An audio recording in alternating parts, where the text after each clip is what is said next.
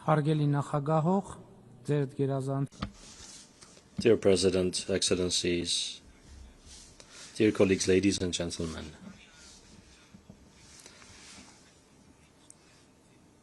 the main substance of speeches of all leaders of the Republic of Armenia from this rostrum has been dedicated to the conflict between the Republic of Armenia and the Republic of Azerbaijan. Such were also my speeches from 2018 to 2023. Last year, speaking at the 79th session of the General Assembly, I tried for the first time to speak not about the conflict between Armenia and Azerbaijan, but about peace. My narrative was very cautious, very uncertain, although at that time already more than 12 kilometers of the Armenia-Azerbaijan interstate border had been demarcated for the first time, and the regulations on the joint activities of the demarcation commissions of the two countries had been signed by the two deputy prime ministers. After my speech, pivotal events have occurred in Armenia-Azerbaijan relations. Firstly, the regulations on the joint activities of the demarcation commissions were ratified in both Armenia and Azerbaijan, receiving the highest legal force. This is the first bilateral international document signed and ratified between Armenia and Azerbaijan.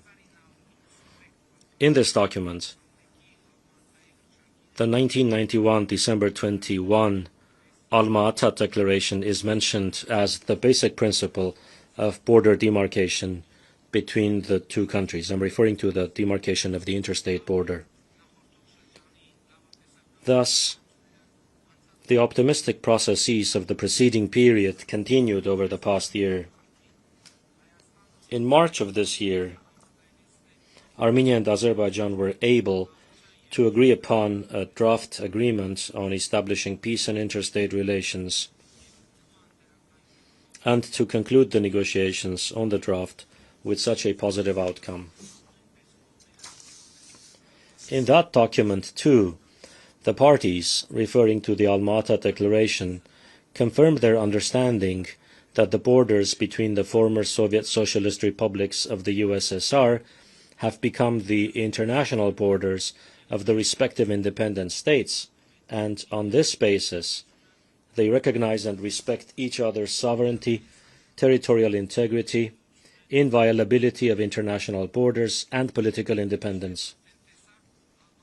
As you have now seen, the reference to the Alma-Ata Declaration means that both countries recognize that the territory of the Republic of Armenia is identical with the territory of the Armenian Soviet Socialist Republic, and the territory of the Republic of Azerbaijan is identical with the territory of the Azerbaijan Soviet Socialist Republic, and the borders encompassing these territories are inviolable.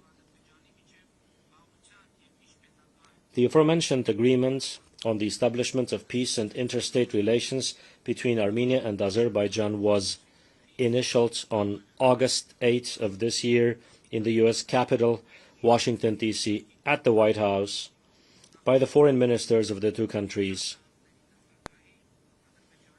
in the presence of the U.S. President, the President of Azerbaijan, and myself.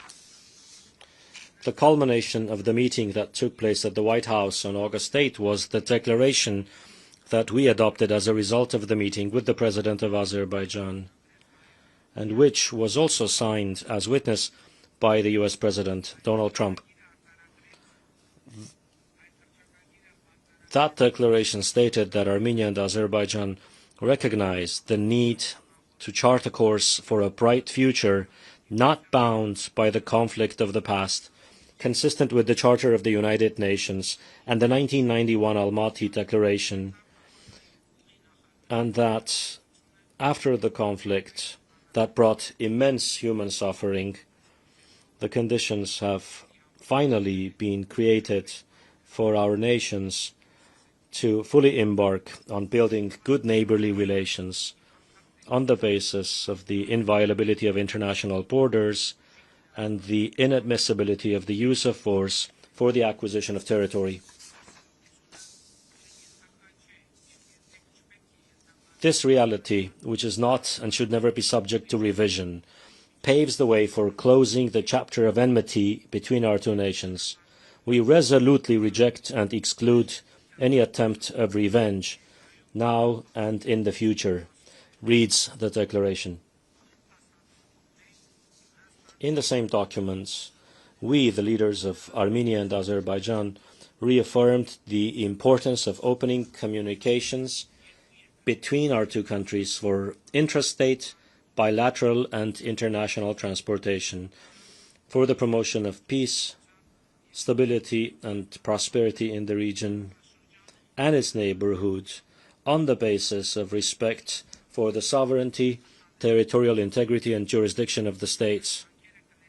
These efforts are to include unimpeded connectivity between the main parts of the Republic of Azerbaijan and the Nakhchivan Autonomous Republic through the territory of the Republic of Armenia, with reciprocal benefits for international and intrastate connectivity for the Republic of Armenia. It was also noted that the Republic of Armenia will work with the United States of America and mutually determined third parties to set forth a framework for the Trump Route for International Peace and Prosperity, the TRIP Route Connectivity Project in the territory of the Republic of Armenia. We confirmed our determination to pursue efforts in good faith to achieve this goal in the most expeditious manner. Distinguished President, ladies and gentlemen, what does all this mean? All this means, and I am happy to report to the entire international community, that peace has been established between the Republic of Armenia and the Republic of Azerbaijan. Ladies and gentlemen, the role of United States President Donald Trump is decisive in this peace process, whose dedication, consistency and principledness make possible what seemed to be impossible.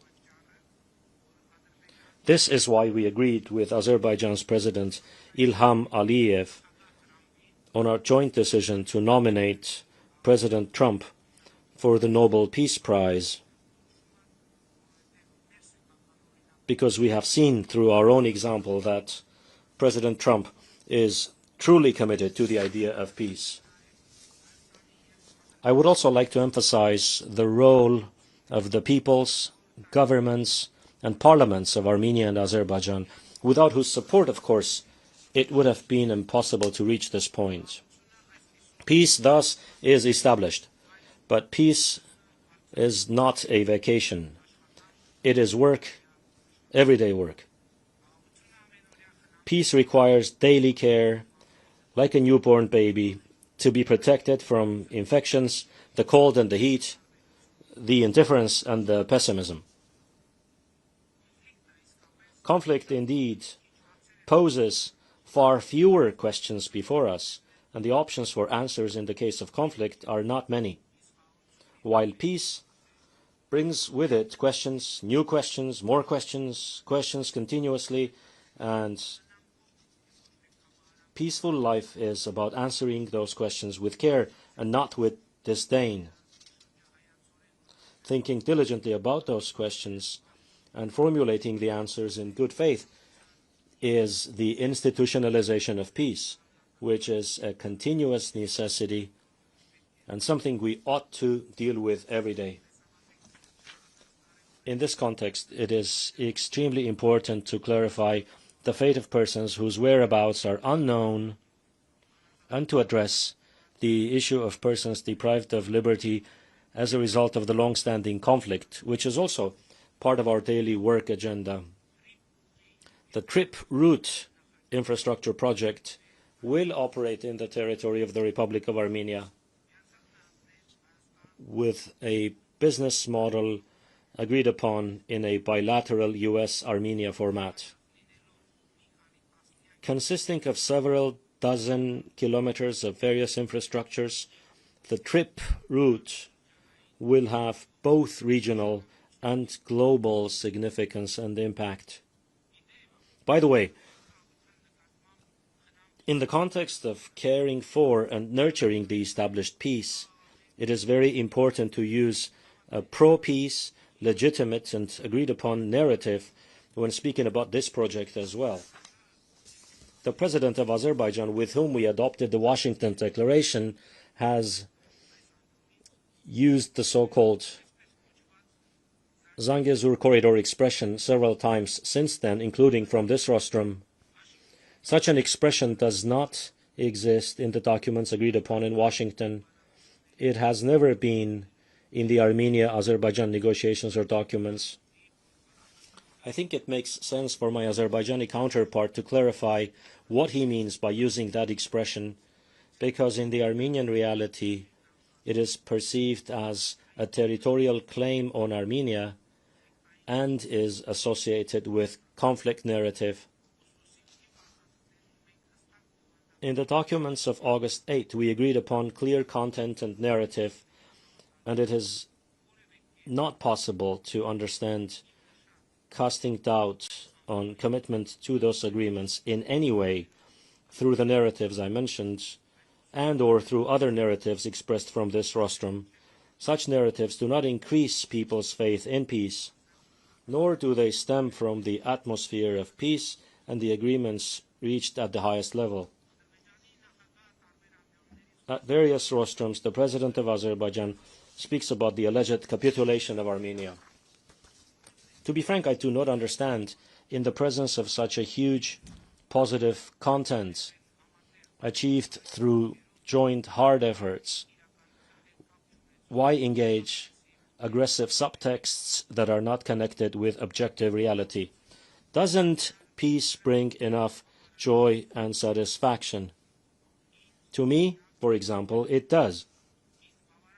What also brings me joy is the fact that the Republic of Armenia is a democratic state that is developing at an impressive pace, independent, sovereign, and building its own future today, a state that does not harbor or spread hatred towards its neighbors or towards anyone.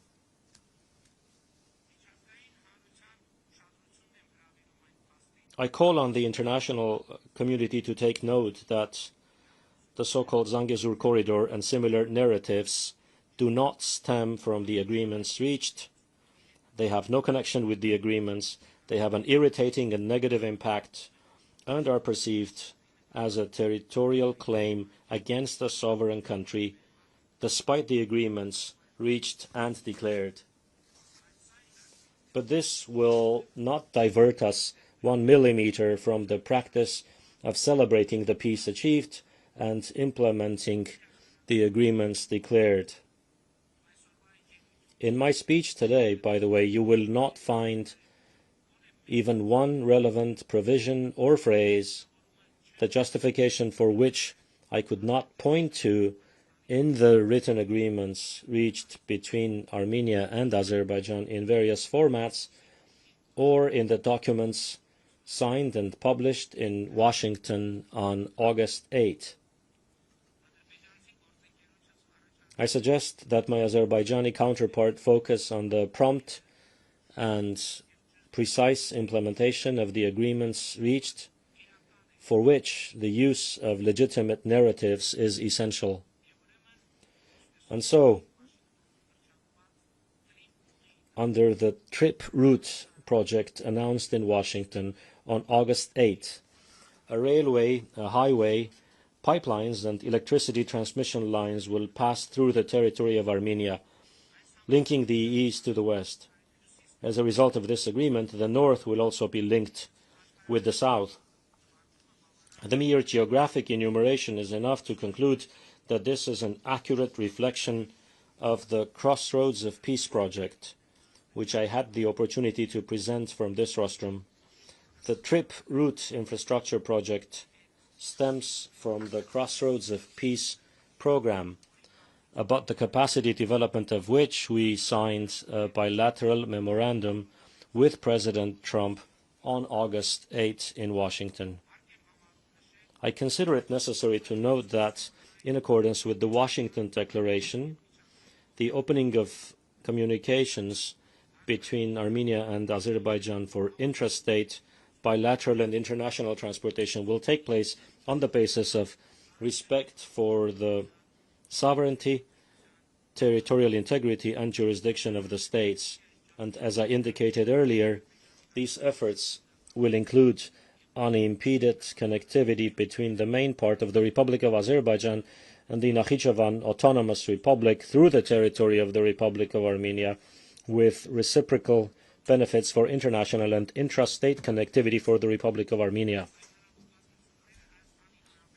These agreements are a good opportunity for the Republic of Armenia to implement state-of-the-art technologies for border, customs and other controls, not only on the trip route, but also at other border crossings, which will comply with the most advanced modern standards.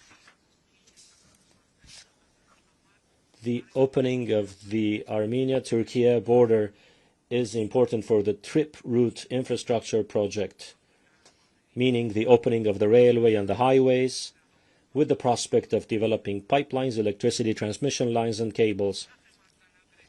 I am pleased to note that in recent years, an unprecedented positive dialogue has been established between Armenia and Turkey. My meetings with President Erdogan are regular, with a continuously growing level of trust. This is an achievement that I highly value and am confident will bring positive results in the foreseeable future, namely the establishment of diplomatic relations between Armenia and Turkey and the full opening of the interstate border. Ladies and gentlemen, in recent years, the geography of diplomatic relations of the Republic of Armenia has been visibly and pleasantly expanding. During the 30 years of independence, the Republic of Armenia did not have diplomatic relations with Saudi Arabia and Pakistan. I am glad to note that now diplomatic relations have been established between our countries and a dialogue is taking place. And the traditional ties of the Republic of Armenia are developing noticeably. Our dialogue and brotherhood with the Islamic Republic of Iran and Georgia are becoming more visible. These relations, along with our relations with Turkey and Azerbaijan, are extremely important for seeing the South Caucasus region as a peaceful, stable and developing environment. In this sense, I also value the 3+3 format, which is an important platform for us